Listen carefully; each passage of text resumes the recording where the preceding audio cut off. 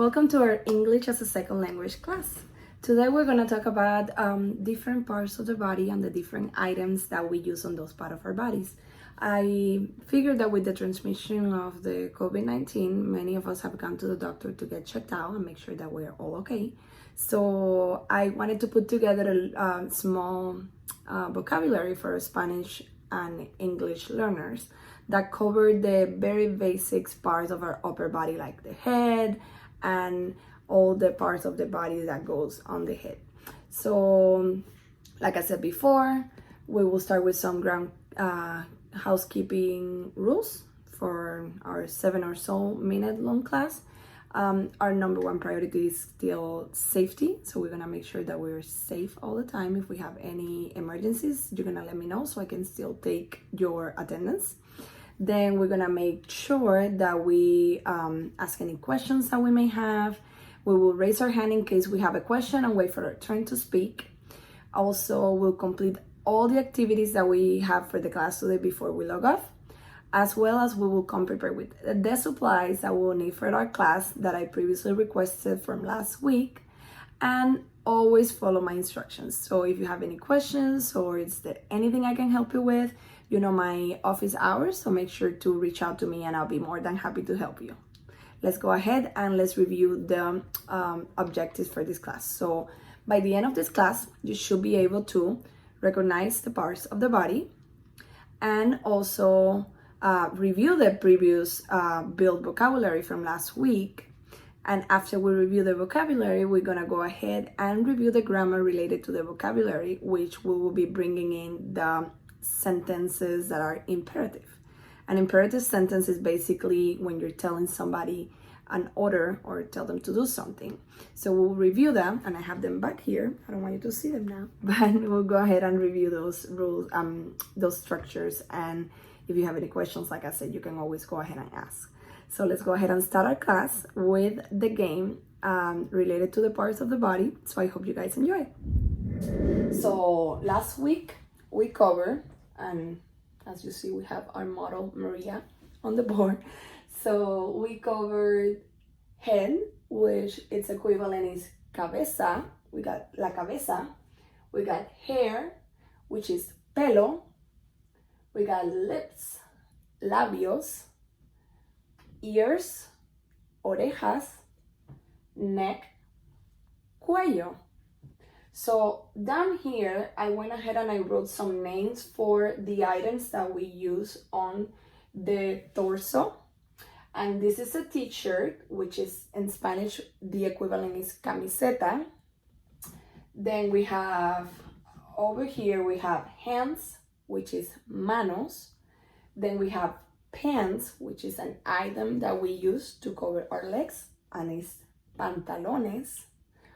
And then we have arm, brazo, zapatos, shoes.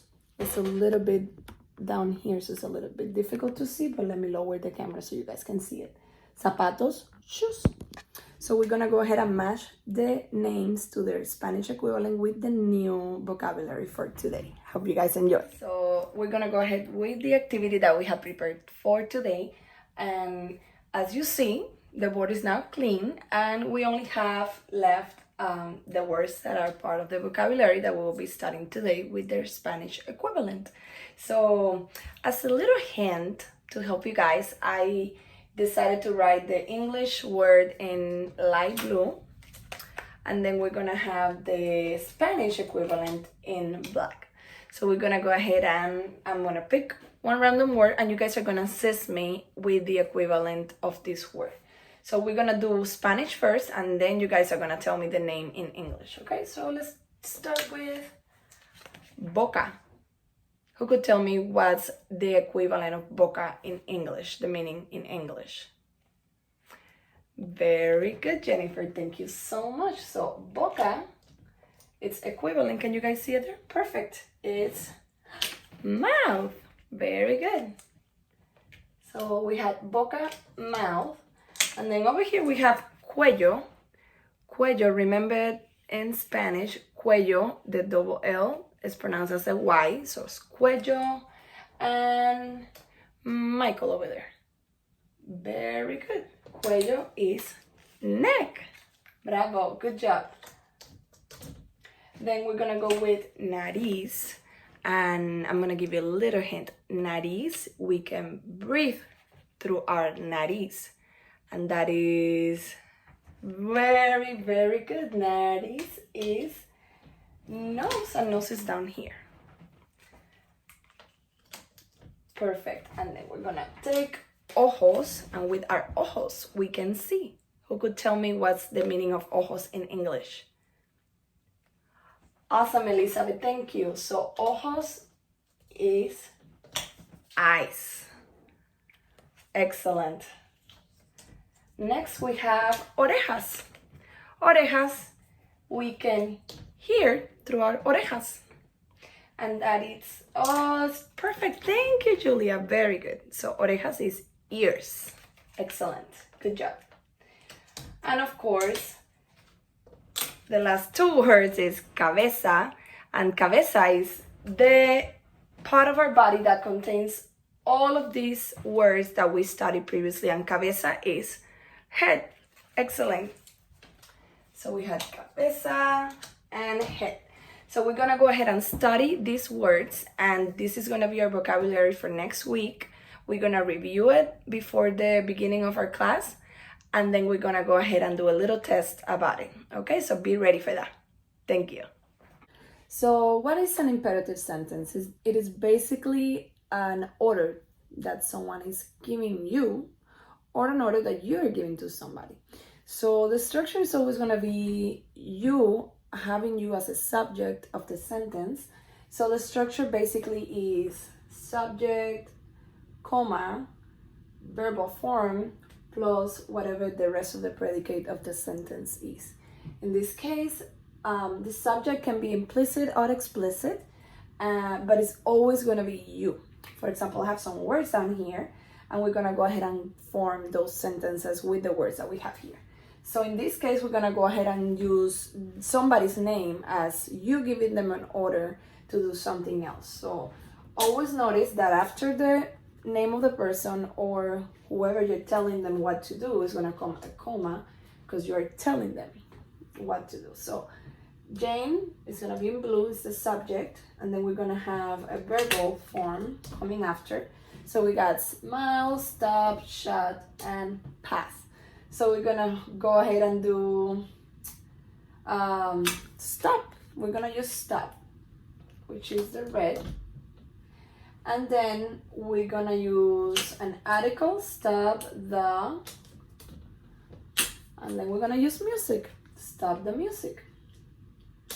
And this is something we'll study later, but this is a direct complement. What do we stop? The music. What does Jane stop? Is the music. So remember, always the structure of the sentence is going to be you, in this case, could be present or not present on the sentence, and then do something. So you're going to tell somebody what to do, and then after the action verb is going to come what they're going to do. So for example, I have another one here, Michael, and then pass is the verb. And then we're gonna use the again down here. And we're gonna use salt. What is he going to pass? The salt. And last, this example, smile more. You're gonna tell somebody, smile more. And that's gonna be an order. So it's not required to have a name in front of the sentence. And last, another example, we have shut. We're gonna use the again here. Shut the door.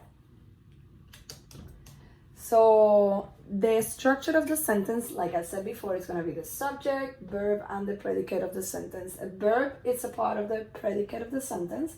However, the subject can be present or not present on the imperative sentence structure, because it is always implied that the person that the sentence is referring to is you. So I hope you understood this. Do you have any questions? Yes, so always after the name of the person is gonna come a comma, and here usually what closes the sentence is an exclamation mark. Any other questions? No? Okay, cool. Thank you so much. We're gonna go ahead with the next objective of our class. I wanted to say thank you so much for participating today in our class. I hope that the content that we covered today was very, can be useful for any circumstances that you may be experiencing right now. And I look forward to see you again next week for the next class. Like I said at the beginning, if you have any questions, do not hesitate to reach out to me, as I'm always available for to answer any questions that you may have. I hope you stay safe. Have a great weekend, and thank you so much for being part of my class. See you next time.